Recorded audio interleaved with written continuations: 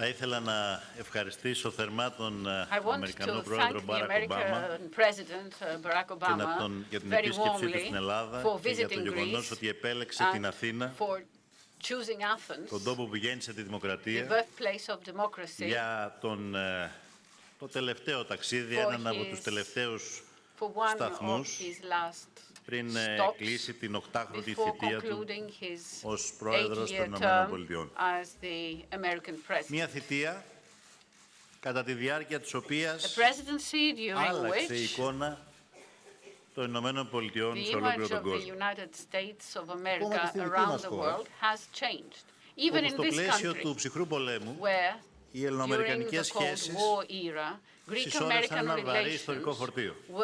have accumulated Θεωρώ ότι ήταν ιστορική heavy historic για τις burden, σχέσεις των δύο χωρών a very heavy historical η burden. And I στιγμή που ο think πρόεδρος that Κλίντον κατά την προηγούμενη it επίσκεψη was a Αμερικανού historic Προέδρου στην Ελλάδα moment το when, during 1999 the previous visit of an αναγνώρισε American τα λάθη των president in Ηνωμένων Greece Πολιτειών in σε σχέση με τη 1999, δικτατορία στην President Ελλάδα. Clinton recognized the errors of Γιατί ο ελληνικός λαός the δεν US κουβαλά as μόνο regards την the αρχαία παράδοση της dictatorship δημοκρατίας. in Greece.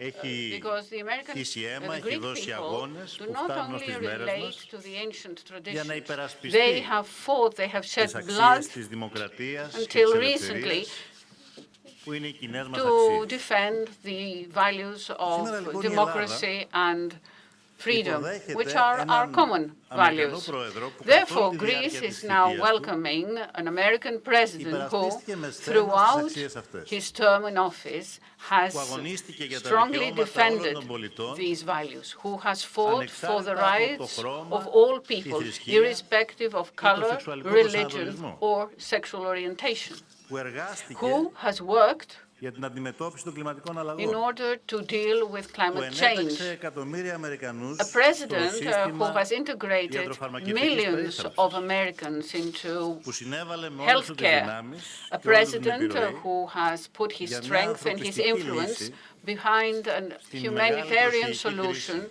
of τη the μεγαλύτερη great από τον Δεύτερο Παγκόσμιο Πόλεμο και refugee μετά. crisis, the greatest after Και World επιτρέψτε μου War να II. σημειώσω, γιατί το ζήτημα αυτό είναι εξαιρετικά And σημαντικό I για την should Ελλάδα. also like to point out, because this is very Έναν important πρόεδρο to που Greece, απέναντι στην this is οικονομική this κρίση is του a president 2008 who, οδήγησε την when he αμερικανική had to οικονομία deal σε έναν the εντελώς διαφορετικό δρόμο 2008 economic crisis, που η Ευρώπη has led επέλεξε. the American economy on a 8 χρόνια completely μετά, different path than the one that τα Europe has αποτελέσματα είναι chosen. περισσότερο από ορατά. 8 years later, the result is more than visible. Quantitative easing, commitment to employment, which was the choice of the United States, have led to impressive growth rates and decline in unemployment, while on the other side, the insistence of European leaders to austerity policies keeps the European economies trapped in stagnation, and it therefore brings about huge political and social problems. And it is in this respect that I had the opportunity to discuss with President Obama the huge challenges that our country, but also the whole of Europe, is dealing with. These are challenges that need to be dealt with collectively, decisively, and effectively. Otherwise, we will be led to backwards from a political and a social point of view. We have all therefore agreed that for modern societies to have help and hope and aspirations is the only reply against the increasing trend in skepticism and inward-looking, which is a threat to modern democracies. The international community, when trying to avoid historic mistakes of the past, saw this issue clearly when, in 1953, and with the assistance and support of the United States of America, they settled the German debt and they linked it to a growth clause. Today, the strong Germany, which is the powerhouse or financial powerhouse of Europe, should think in the same manner. Greece and the Greek people have recently had to deal with the harshest consequences of the global and European economic crisis. As an economy and as a society, we have had to experience a program of disastrous austerity, which made the problems more acute instead of resolving them. Within a few years, we have lost 25% of our GDP, while in 2004, unemployment went up to 27%. Today, and despite what we have suffered, we are still standing.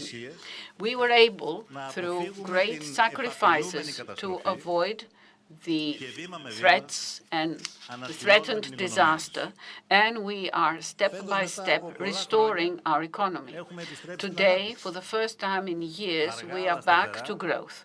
Slowly but surely, we are decreasing unemployment, and we are restoring confidence to the future of the Greek economy. About 18 months ago, although we were a young government, we were asked to take very difficult decisions. And with this opportunity, I want to recognize publicly the role and the contribution of President Obama during those difficult moments, to recognize his moral and political support he gave to my government in the effort to find a political solution. Difficult decisions were made, not only in order to keep our country in the Eurozone, but also in order to maintain the cohesion of the European Union. And I believe that our decisions were right, as shown by history. We have made difficult reforms in the social security, in taxation, in public administration, but we have always taken measures to fight corruption, to attract investment, to create a better context for investment in Greece. We will continue to decisively promote reforms that will promote growth. And at the same time, we will continue to negotiate hard in order to avoid any reforms that would undermine growth. But what is more important to all of us is that society should understand, should feel the results of all that, and to make the burden to the weak members of society lighter, and also for the younger and productive generation, because after 7 years, people cannot take any more austerity. The important reduction of the Greek debt, the reduction of the surpluses which are expected of us in the future, and the participation of the Bank of Greece in the quantitative easing program should be rightfully given to Greece, and the time to do that is now. And from this point of view, I think that it is not only symbolic, but it is also very important that Barack Obama is now in Athens, and the day after tomorrow will be in Berlin, at this very critical point in time when decisions are expected, decisions that would not only concern Greece, they concern Europe and therefore the global economy.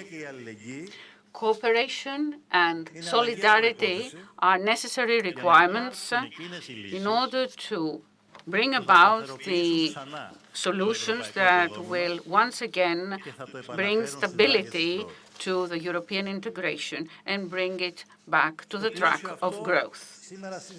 And in relation to that, President Obama and I discussed a number of important issues, such as the continuation of our bilateral economic and business cooperation. More specifically, the important potential for investments in Greece in a series of sectors such as energy, tourism, agro-food, research, and technology. We also discussed the future where Greece, with its important shipping power, can become an important transit center for trade, transport, and energy, linking Europe to Asia and to North Africa. We also discussed the important projects underway which upgrade the role of our country on the energy map, such as the TAP, the IGB, pipeline, the upgrading of the LNG terminal, and the FSRU plant in Alexandroupoli, which is now being designed. Also, we discussed the possibility of opening new natural gas corridors in the Eastern Mediterranean, which will play an important role to peace and stability in our region. We have also discussed the excellent Greek human potential, human capital, and especially young scientists. We have stressed the huge potential opening for the cooperation between the American and the Greek business communities in the fields of innovation and startup companies in Greece. And we have also discussed the current regional developments, the great challenges in security, migration, the need to strengthen our cooperation on these issues. We have discussed the critical role that Greece plays as a pillar of peace and security in a region where stabilization is on the grow. It's a country of Europe, of the Eastern Mediterranean, of the Balkans, of the wider Black Sea neighborhood, which steadily promotes bilateral and alongside Cyprus, the tripartite cooperation with all the countries of the region on the basis of international law. A country which is using its role as an active member of the EU and NATO to promote peace, stability, and security in the region, and which is gradually strengthening its role in order to promote border security and cooperation against terrorism. A country which, despite its financial difficulties, has offered support to hundreds of thousands of refugees who arrived on its shores. A country which, when the Balkan corridor was unilaterally closed, and despite the pressure exercised on it to violate our common values, still insists that the only way to deal with the refugee issue is respect for international law, cooperation with transit countries and countries of origin, and dealing with the origins of migration, with the reasons of migration. And in this framework, we have discussed the importance of implementing the EU-Turkey agreement and continuation of NATO operations in the Aegean. We have stressed the needs to do whatever possible to promote peace and stability in Syria, Iraq, and Libya. The hardship, the fighting against civilians should stop, and terrorism should be fought decisively. We have also stressed the need to restart the credible talks on the Middle East issue.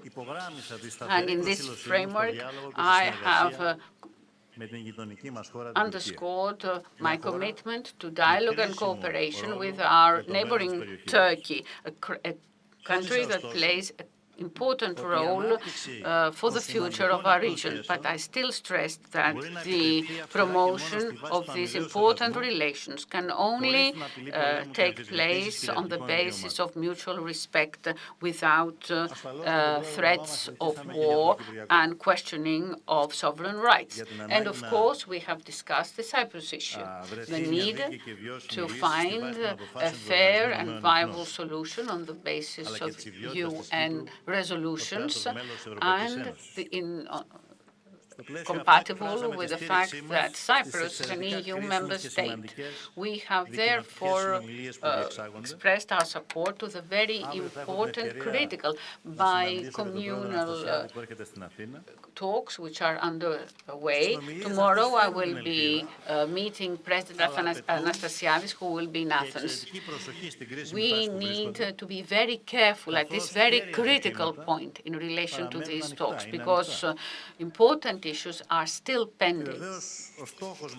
Our objective is to achieve a solution that will benefit all of the Cypriots, and a solution that will promote confidence building on the island. And this, in our view, cannot happen without the departure of the occupation army and without doing away with the obsolete system of guarantees. So before I conclude, I should like to once more thank President Obama for opting to visit our country.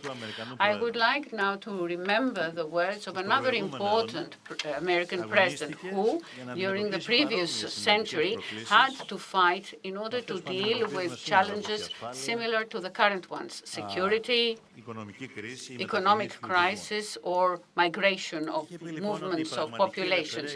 And he had said that real freedom for people can only exist whenever there is security and independence. And he had also said that famine and unemployment are the raw material for dictatorships. These words are very topical nowadays, and I am certain that our peoples who are committed to common values will fight in every way to deter any possibility of us going back into history. It is our duty to make a leap into the future, and I believe that we will make it. Thank you. Kalispera. Thank you, Prime Minister Tsipras, for your kind words and for welcoming me to Athens today. I've always wanted to come to Greece, and I'm delighted to be able to make this part of my last trip overseas as President of the United States. I think we all know that the world owes an enormous debt to Greece and the Greek people. So many of our ideas of democracy, so much of our literature and philosophy and science can be traced back to roots right here in Athens. I'm told there's a saying from those ancient times, kalos ke agathos. When someone or something is good and beautiful on the outside, but it's also good and noble on the inside in terms of character and in terms of purpose. And I think that's a fine description of the friendship that exists between the Greek people and the American people. Now, the ideas of ancient Greece helped inspire America's founding fathers as they reached for democracy. Our revolutionary ideas helped inspire Greeks as they sought their own freedom, and Americans came here to help fight for Greek independence. At the dawn of the Cold War, when President Truman committed the United States to the defense of Greece, he said, "I believe that we must assist free peoples to work out their own destinies in their own way." To this day, the United States is profoundly grateful for our friendship and alliance with Greece. And I'm personally very grateful to my many friends in the Greek American community, sons and daughters of Hellenes, who have found success in every walk of American life. And Alexis, I want to thank you for your commitment to our alliance and for the good work that we did today. As the Prime Minister already noted, we spent much of our time discussing the economic situation here in Greece and how Greece can continue to move forward. I know this has been a painful and difficult time, especially for Greek workers and families, pensioners, and young people. This crisis is not an abstraction, but has had a very concrete and devastating impact on the lives and livelihoods of millions of people across this country. In our meeting, Alexis outlined next steps, including reforms to make Greece more attractive to investment and to prevent the kind of imbalances that led to the debt crisis in the first place. In other words, Greece, under his leadership, continues to do the hard work necessary to recover. At the same time, I've been clear from the beginning of this crisis that in order to make reforms sustainable, the Greek economy needs the space to return to growth and start creating jobs again. We cannot simply look to austerity as a strategy, and it is incredibly important that the Greek people see improvements in their daily lives so that they can carry with them the hope that their lives will get better. And in this context, as Greece continues reform, the IMF has said that debt relief is crucial. I will continue to urge creditors to take the steps needed to put Greece on a path towards a durable economic recovery, because it's in all of our interests that Greece succeeds. We all want the Greek people to prosper, to be able to provide a good life for their families and their children. That would be good for Greece, that would be good for the European Union, good for the United States, and ultimately good for the world. Beyond economic issues, we discussed the pressing security challenges that we face as NATO allies. I want to take this opportunity to commend Greece for being one of the 5 NATO allies that spends 2% of GDP on defense, a goal that we have consistently set, but not everybody has met. Greece has done this even during difficult economic times. If Greece can meet this NATO commitment, all our allies should be able to do so. We also discussed the need to continue sharing intelligence to help prevent terrorist attacks, the importance of keeping sanctions, including EU sanctions, in place until Russia's fully implemented the Minsk agreement along with Ukraine. As I did privately with Alexis, I want to thank the Greek people publicly for their humanitarian response to the crisis of so many migrants and refugees seeking safety in Europe. Greeks, especially on the islands, have shown extraordinary compassion, and they've rightly earned the admiration of the world. Again, Greeks have done so even as they faced their own great economic hardships, and that's a testament, I think, to their solidarity and commitment to treating people with kindness and fairness. Prime Minister Tsipras has made commitments to increase housing for unaccompanied children and to improve access to education for children who are migrants and refugees. And in these goals, it's an obligation of the United States to help, because this cannot be viewed just as a Greek problem. This is an international problem. And I reaffirmed my support to help in any ways that we can, including reaffirming America's support for the deal between the EU and Turkey that can manage arrivals in Europe in a way that is orderly and humane. Finally, as Alexis mentioned, we discussed Cyprus, where the prospects for a just, comprehensive, and lasting settlement are the best that they've been for some time. It doesn't mean that success is guaranteed, but the possibility of resolving a decades-long conflict is there. And we urge the parties to continue their work. The interests of all Cypriots would be advanced with a bizonal, bicommunal federation. We're hopeful that a solution that's durable, which would create new economic opportunities for all the people across Cyprus, is within reach. And it would be a powerful example to the world of what's possible with diplomacy and compromise. So, again, Mr. Prime Minister, thank you for welcoming me. Thank you for your partnership. The Greek people have gone through some very difficult times, and there's still a hard road ahead. But despite those hardships, Greece has continued to be a reliable ally, has shown true compassion to fellow human beings in need. It's an example of the Greek character.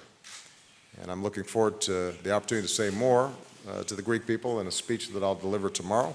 For now, on behalf of the American people, just let me say that we are proud to count Greece as one of our closest allies and one of our greatest friends. So, ευχαριστώ. Ευχαριστούμε πολύ. Θα περάσουμε τώρα στο σκέλος των ερωτήσεων. We will now proceed to questions. There will be 2 questions from Greek media and 2 questions from American media. First question, Mr. Charitos from ERT, the state TV. Από την ελληνική ραδιοφωνική economy and to take you 7-8 years back, when you enter the White House, the unemployment, the rates of the unemployment, it was 6%. The next 2 years jumped to 11.6, and today you managed to leave it back with 5%, which is the lowest ever. 4.9. The GDP of your country, you managed to grow it almost 2.6 trillion. So, on the contrary, of course, there is nothing to compare between Greek and United States economy. But on the contrary, Greece, the last 7 years, is following the treatment of the financial institutions, the foreign financial institutions, and we're still in the eye of the storm of the recession. So, in the same time, there is no discussion about the debt relief. So, my question is, how far this economy can go with these reform programs without any discussion of the debt relief? How far this relationship between Greece and the foreign institutions can last? You're right that you can't entirely compare between the United States and Greece for a range of reasons, not just because of the size of the economy. We went through a very severe contraction. We were losing 800,000 jobs a month when I came into office. In fact, the economy was contracting faster than it did during the Great Depression. But we were able to intervene, apply lessons learned, and stabilize and then begin growth again. But I do believe that one of the lessons we tried to apply is that it is important to combine structural reforms and good fiscal stewardship with a growth strategy, because when your economy is growing and more revenue is coming in, that helps relieve debt. And sometimes if your only approach is cutting spending at a time when the economy is contracting, then the economy will contract further and that can add debt. Now, the advantage we had is that the dollar is the reserve currency of the world. Even in the midst of crisis, people were still buying U.S. Treasury bills. We were not part of a broader arrangement like the Eurozone. So it gave us some additional flexibility. But the key lesson that we've drawn from our experience, and it's true that we recovered faster and better, frankly, than most of Europe, is that particularly when the economy is still struggling, putting people back to work, finding ways to spur economic activity, ultimately can help to reduce the structural deficits and debts that countries experience.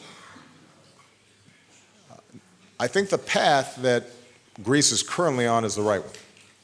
You've engaged in some very difficult structural reforms.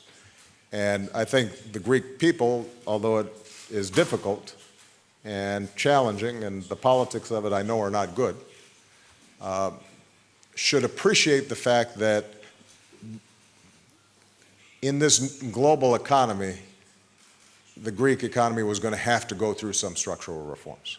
We all do, all the time. The United States has to go through structural reforms in terms of improving our education system, or revamping our infrastructure, or looking at some regulations that weren't properly controlling excesses on Wall Street. So we initiated, or healthcare reform, we had to initiate a whole range of structural reforms. They're not the same as the ones that Greece has had to do, but these were necessary reforms. And the Prime Minister's and his government being willing to move forward on those, I think will lead to Greece being more competitive and a more attractive place for investment in the future. Look, the Greek people are entrepreneurial. There are enormous resources in this country. My hope is that more and more investors around the world see an opportunity to do business here in Greece. But even as you have those structural reforms, our argument has always been that when an economy contracted this fast, when unemployment is this high, that there also has to be a growth agenda to go with it. And it is very difficult to imagine the kind of growth strategy that's needed without some debt relief mechanism. Now, the politics of this are difficult in Europe. I think in fairness to some of the governments up north that I know are not always popular here in Greece, it's important to recognize that they have their own politics, and their populations and their institutions often are resistant to some of these debt relief formulas. But I think that having seen Greece begin many of these difficult steps towards structural reform, having shown a commitment to change, with the Greek people having endured some significant hardships for many years now, there should be an opportunity, I think, for both sides to recognize that if we can come up with a durable solution as opposed to each year or every 6 months having a new negotiation, that could potentially be good for everyone. And now that the Greek economy is growing again, the timing may be right. The first question from the White House reporter will come from Jerome affiliated with AFP. Jerome.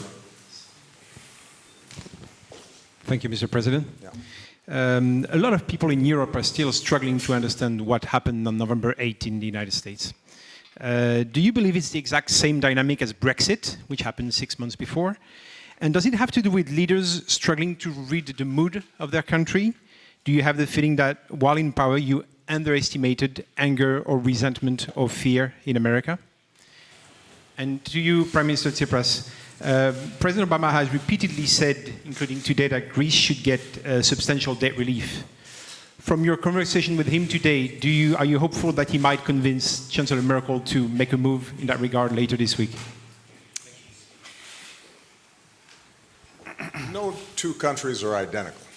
And obviously, there's a difference between a referendum on a very complex relationship between Great Britain and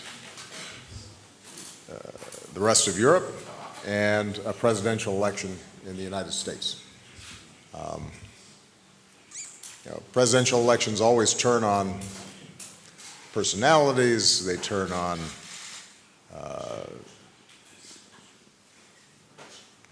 how campaigns are run, they turn on natural desires for change. If you've had an incumbent who's been there for 8 years, there's a temptation to think, well, let's maybe make a change. I think there are a whole range of factors involved. But I do think that there is a common theme that we've seen in a lot of advanced economies and that we've seen around the world, although they manifest themselves in different ways. Globalization, combined with technology, combined with social media and constant information, have disrupted people's lives, sometimes in very concrete ways. A manufacturing plant closes and suddenly an entire town no longer has what was the primary source of employment, but also psychologically. People are less certain of their national identities or their place in the world. It starts looking different and disorienting. And there is no doubt that that has produced populist movements, both from the left and the right, in many countries in Europe. When you see a Donald Trump and a Bernie Sanders, very unconventional candidates, have considerable success, then obviously there's something there that's being tapped into. A suspicion of globalization, a desire to rein in its excesses, a suspicion of elites and governing institutions that people feel may not be responsive to their immediate needs. And that sometimes gets wrapped up in issues of ethnic identity or religious identity or cultural identity. And that can be a volatile mix.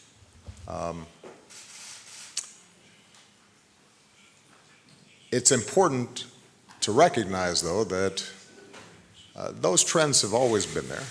And it's the job, I think, of leaders to try to address people's real, legitimate concerns and channel them in the most constructive ways possible.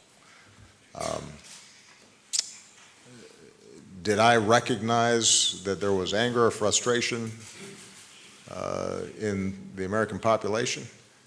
Of course I did.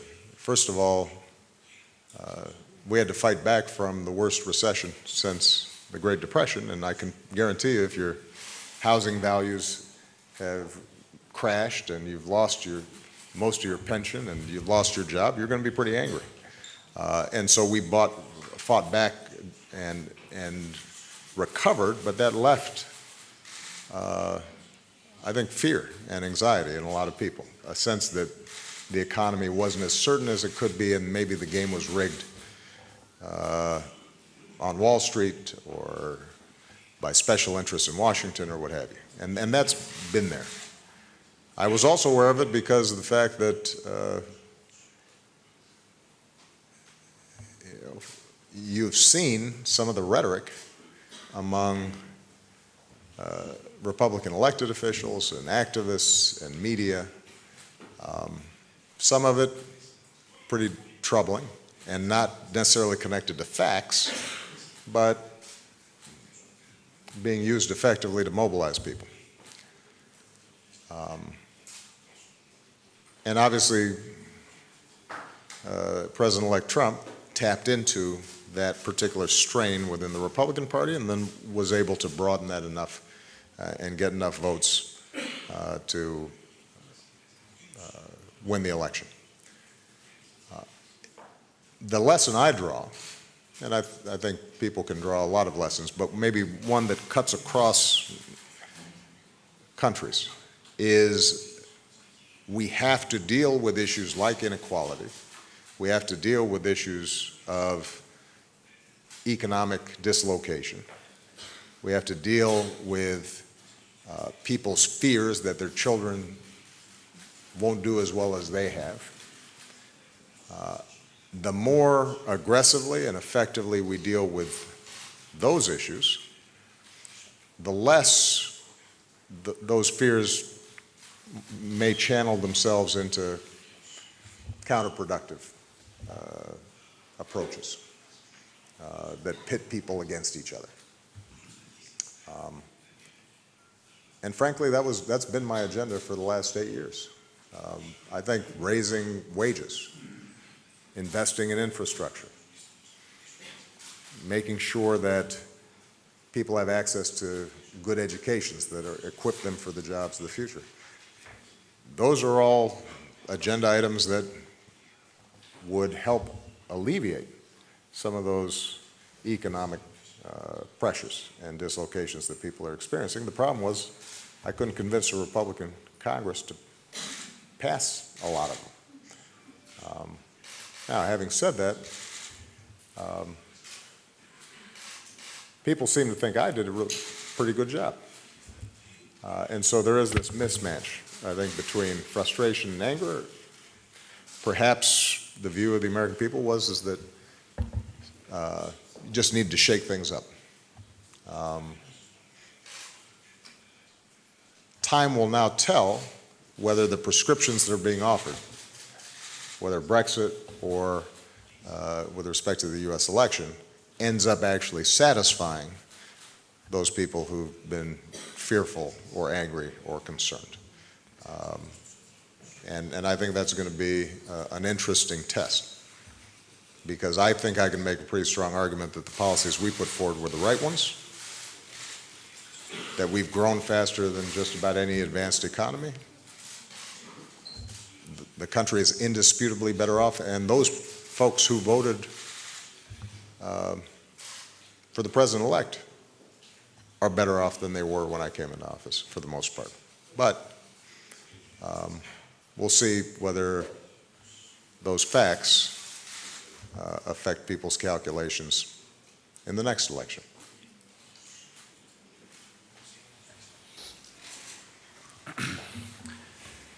Με ρωτήσατε αν You asked πιστεύω ότι μπορούμε να πείσουμε την Άγγελα Μέρκελ για I τα believe απαραίτητα that βήματα Angela που πρέπει να Merkel γίνουν could be convinced to για να make ανακάμψει η ελληνική οικονομία. but which are the necessary steps for the recovery of the Greek economy? Well, my answer is I'm very optimistic, and this for two reasons. Number one, Angela Merkel is a German politician, and Germans sometimes insist, sometimes they are disagreeable, but they insist that the agreements must be honored. And what is expected to happen with Greece is that which was agreed last July, August, in the summer of 2015.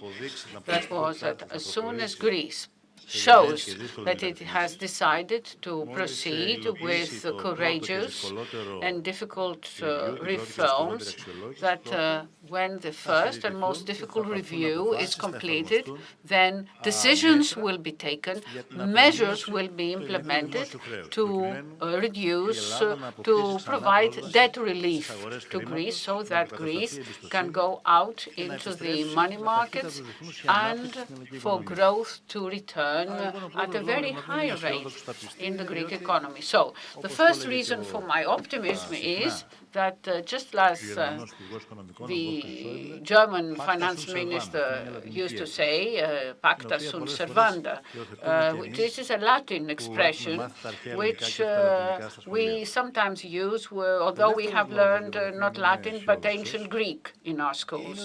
The second reason for which I'm optimistic is that I have met Angela Merkel in person, so has Barack Obama. We were very close together during the period of the huge refugee crisis.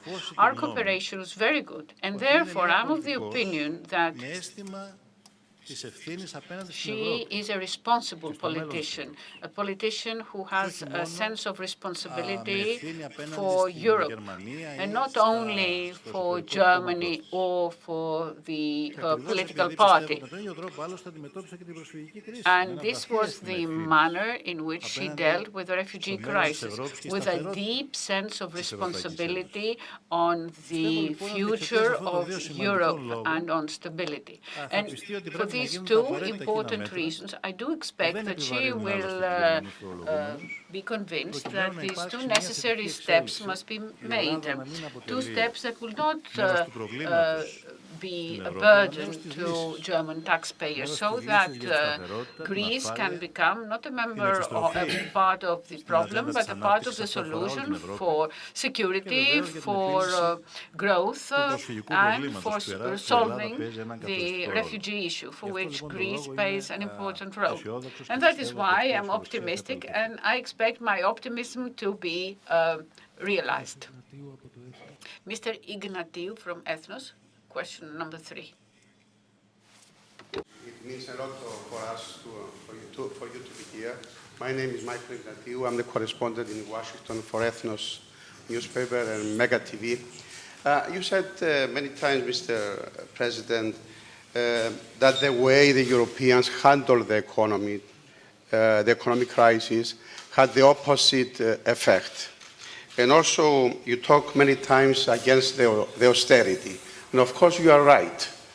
Why, in your opinion, you didn't succeed to convince the Europeans to follow your way? And what are you going to do the last 2 months to help Greece and the Greek people?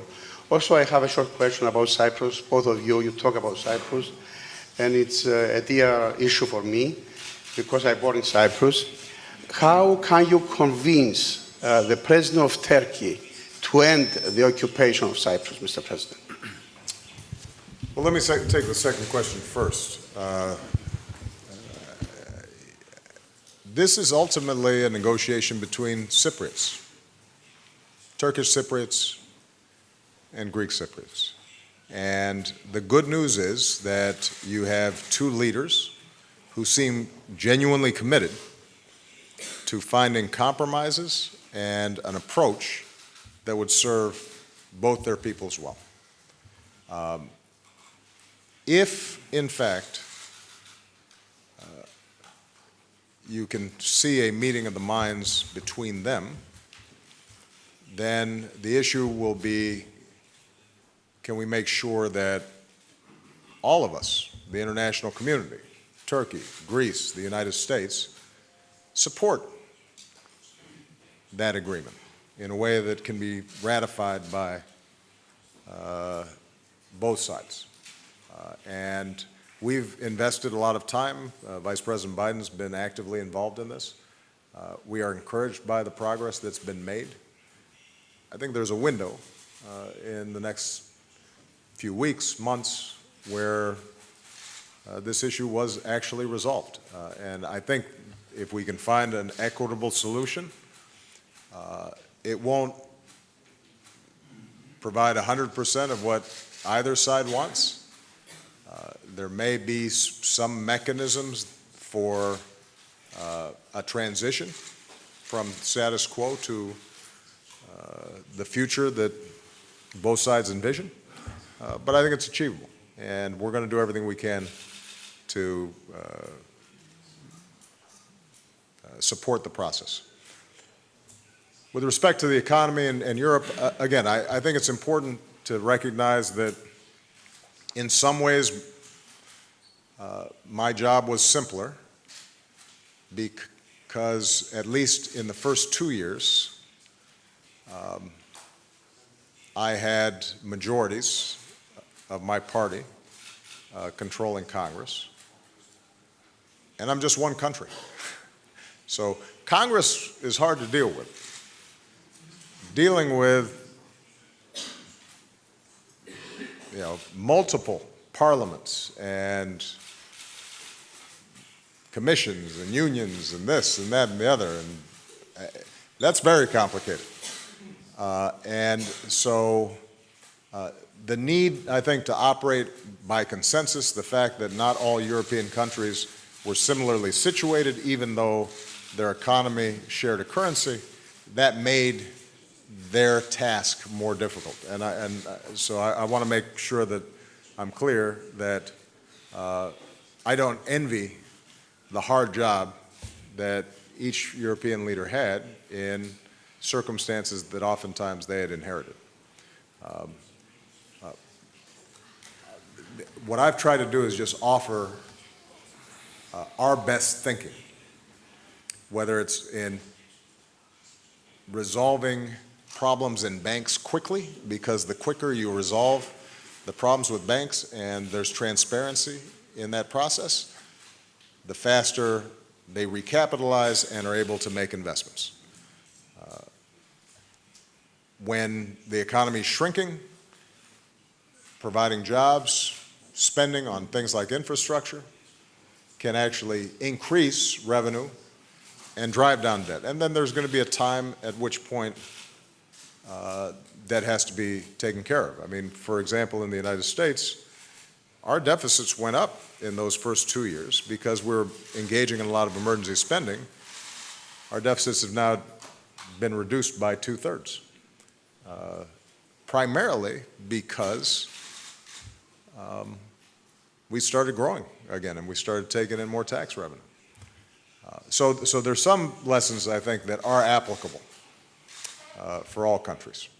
And what we've just tried to do is offer the best advice that we can, understanding that when you're dealing with multiple nations, but a single currency, and then a European Union where some people are in the currency and some people are not in the currency, and a European Parliament and European Council. That's a lot of meetings. Okay.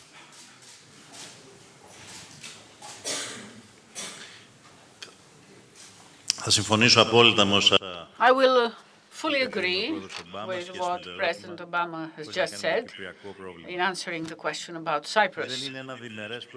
It is not a bilateral issue. It is not a problem between Greece and Turkey. It's an international problem which has been going on for 42 years, as long as I'm alive, and it is a problem of illegal invasion and occupation of the northern part of Cyprus.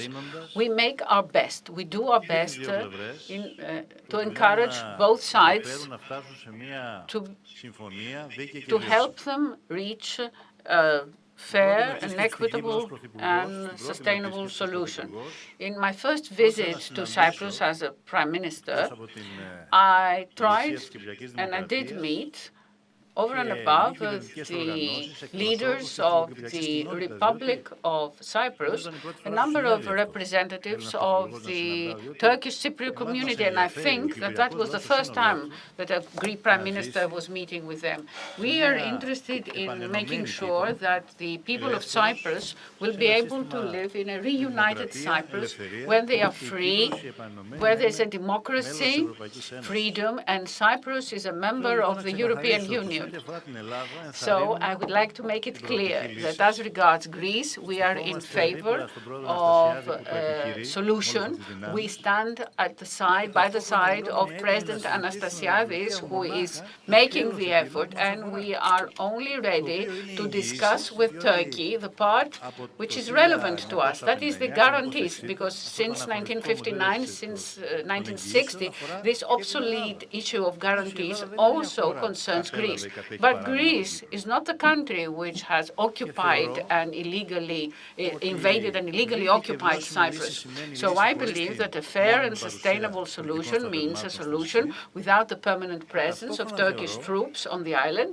And at the same time, I think that the best guarantee for the Cypriot people to feel safe is the potential of a fair and sustainable solution.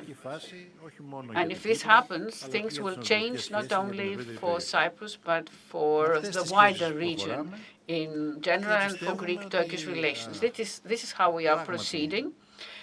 I believe that, yes, President Erdogan plays an important role, but it is not my responsibility to convince him, Mr. Ignatiou. The final question will come from Chris Jansen with NBC News. Thank you. Mr. President, ever since the election, there have been protests on the streets of the United States. And earlier this year, Matt Lauer asked you if you believed you helped create the environment for Donald Trump to run. And you answered, talk to me if he wins about how responsible I feel about it. I wonder, do you feel any responsibility for the election of Donald Trump? And in the broader context, when you see his election, when you look at politicians like Theresa May, Marine Le Pen, do you believe that it is either a movement away from or an outright rejection of your worldview? And Mr. Prime Minister, you've also talked about your concerns about the rise of the extreme right in general, and about Donald Trump in particular. You said, "I hope we will not face this evil." Do you believe Donald Trump or his ideas are still evil? And if so, do you believe your comments and the comments of other European leaders will make it more difficult for you to work with him? Thank you. Well, first of all, I think it's fair to say that I was surprised by the election results, and I've said so.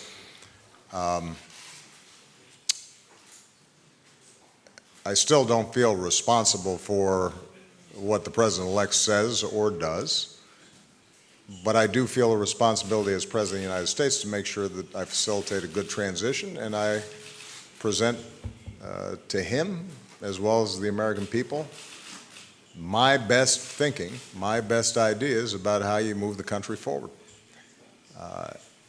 To speak out with respect to areas where I think the Republican Party is wrong, but to pledge to work with them on those things that I think will advance the causes of security and prosperity and justice and inclusiveness in America.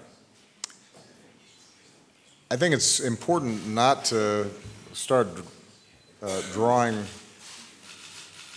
parallels, for example, between Theresa May, a fairly traditional conservative politician who's now prime minister, and Le Pen in France. Those aren't the same. And the situation in each country is different. I do think, as I said before, that history doesn't move in a straight line. It zigs and zags and sometimes goes forward, sometimes moves back, sideways. I think at times of significant stress,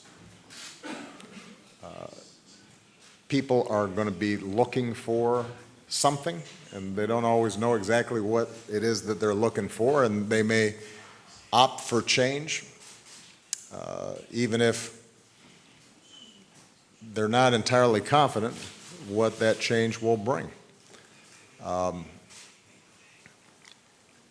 As you know, throughout my presidency, I'm sure as a matter of convenience, I generally haven't paid a lot of attention to the polls. But since your question's directly related to the notion of a rejection of my worldview, last I checked,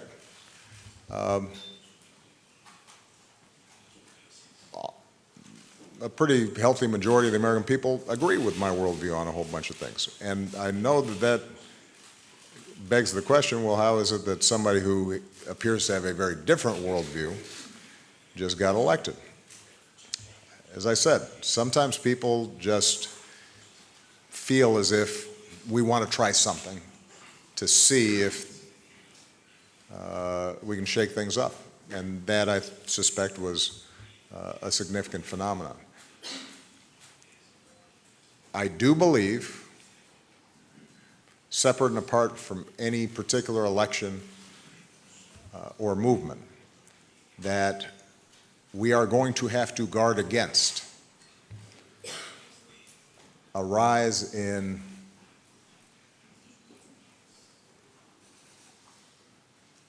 a crude sort of nationalism or ethnic identity or tribalism that is built around an us and a them.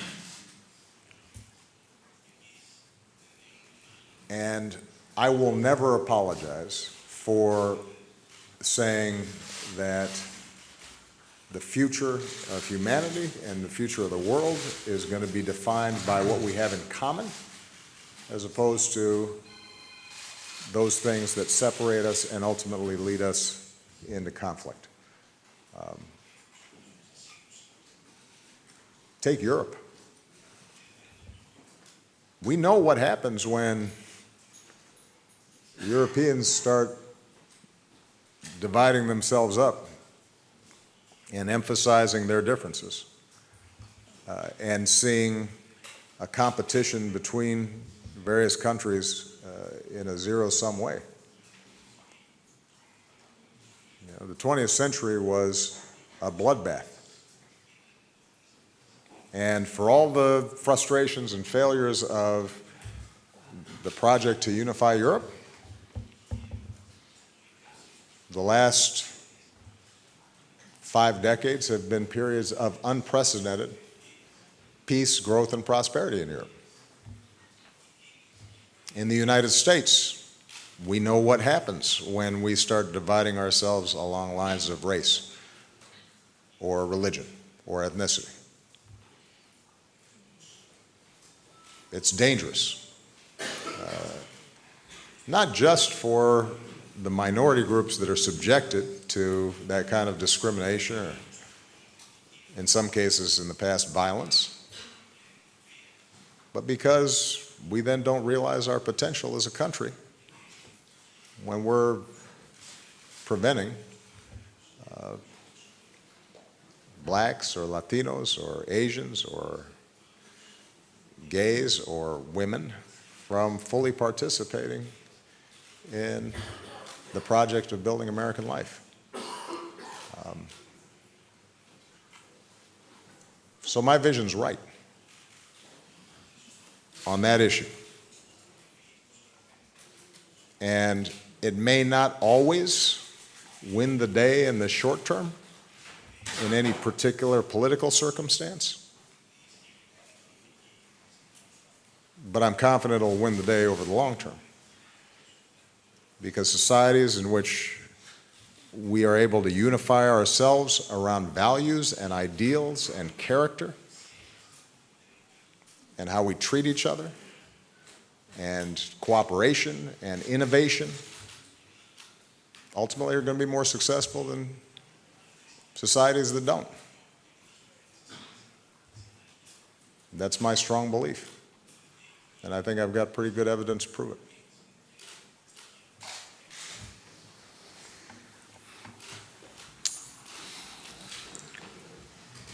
Για να σας είμαι ειλικρινής, To be honest, από τον Donald Trump γνωρίζω λίγα πράγματα. I know very little of Donald Trump.